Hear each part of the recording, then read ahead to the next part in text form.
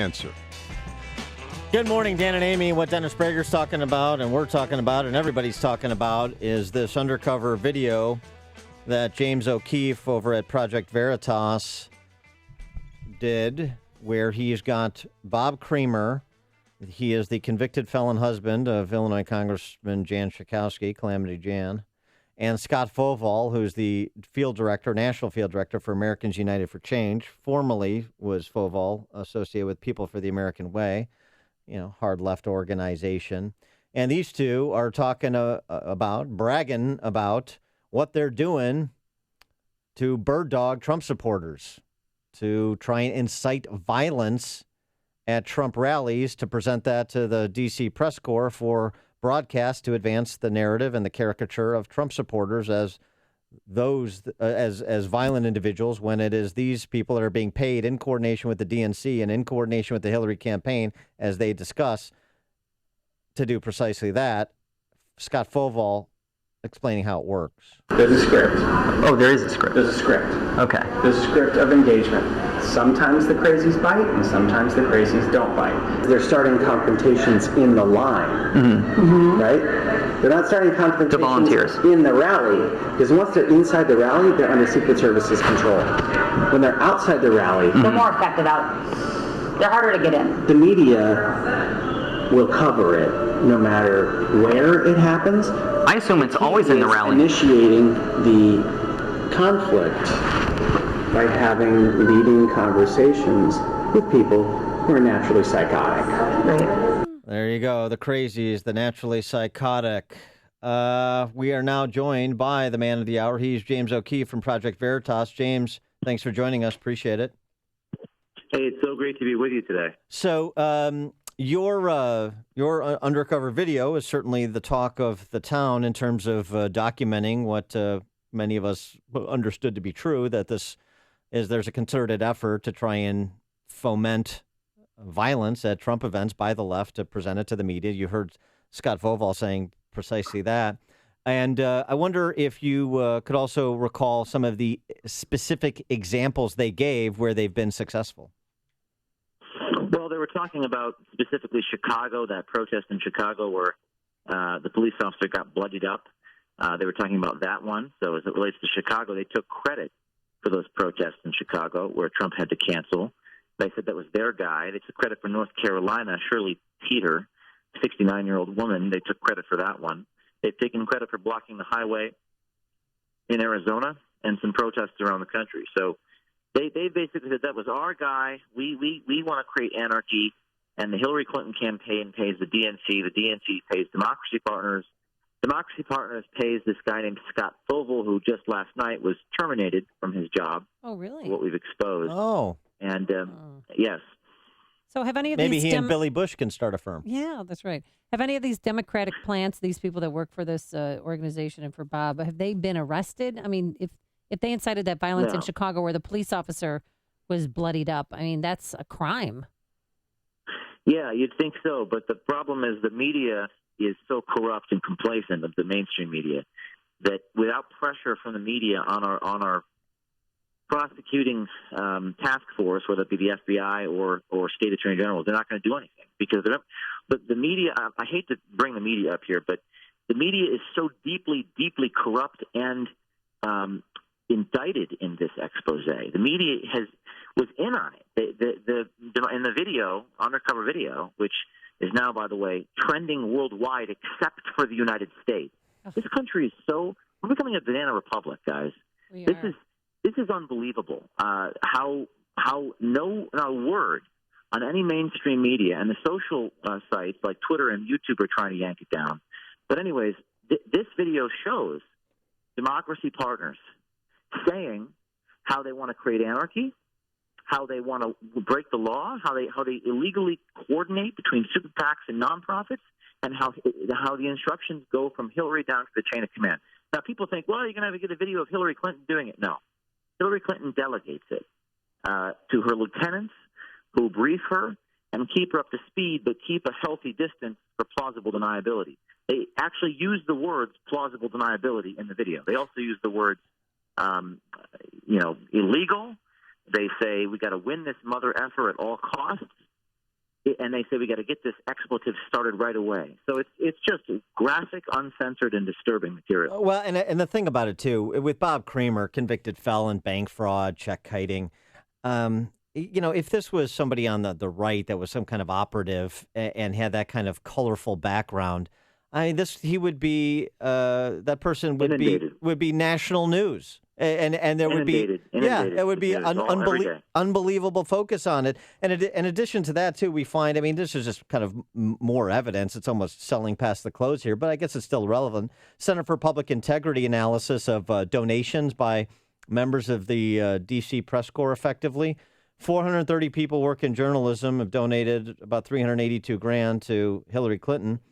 50 people who work in journalists have combined to donate about $14,000 to Trump, which is, consistent with the distribution of their votes. About 95% vote for Hillary Clinton, about 95% donate money to Hillary Clinton. And that's why your story and this story gets ignored.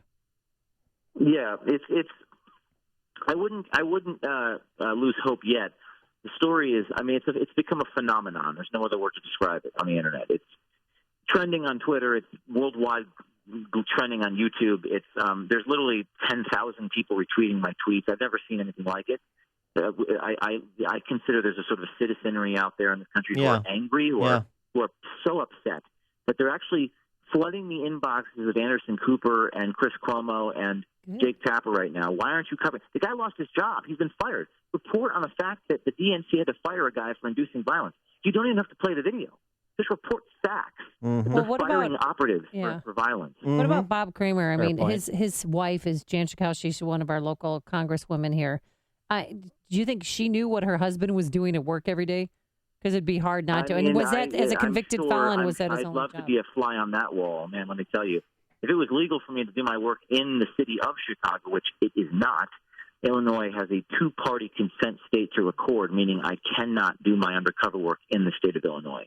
And then they will come after me. They'll prosecute me for filming people. Yeah, they won't prosecute him for doing much worse things than filming people. But listen. Ask David Daleiden about that. This is all the way to the White House. We have more tape coming out on Bob Creamer today and many other characters. Oh, really? Oh, tell us. Yes. Well, I can't scoop myself. Well, come on, give us a tease. Well, when does that post? I'd say about less than 3 hours. Great. Oh, good. So we can use it for the med. And we have video where we further corroborate who these individuals are who go out and do the dirty tricks, do the illegal behavior. And I believe this will get mentioned in the debates tomorrow. I believe that this will the dam of the mainstream media is cracking, and I think that the floodgates will open and we'll get some little mainstream media coverage because this is solid journalism. This took us a year to do. 8 undercover full-time investigative reporters building relationships with people, and I think this will get some real play. Have you been contacted by any quote-unquote mainstream journalists or law enforcement agencies? No, it's uncanny. What happened was I had TV exclusives lined up around the country with various TV stations, some affiliates, and some cable news, and they spiked the story at the last minute. My suspicion is, and sources have told me, the reason they did so was fear of retaliation and retribution from the future Clinton administration Justice Department. These are publicly traded media corporations.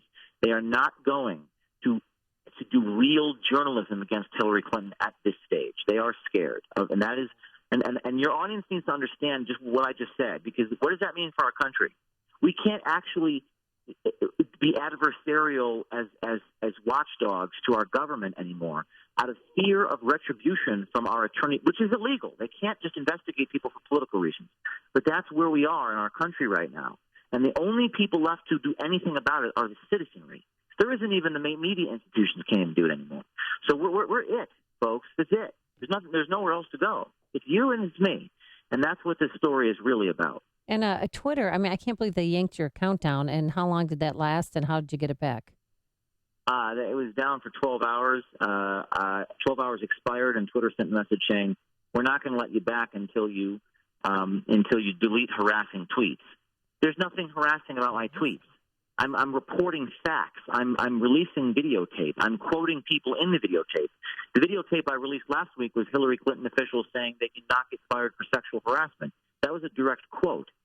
So they flagged finally after a barrage of 30,000 tweets to Jack Dorsey, the CEO. They said we need to reinstate O'Keefe. So the programmers at Twitter decided to come up with a straw man and say, well, why don't you delete this one?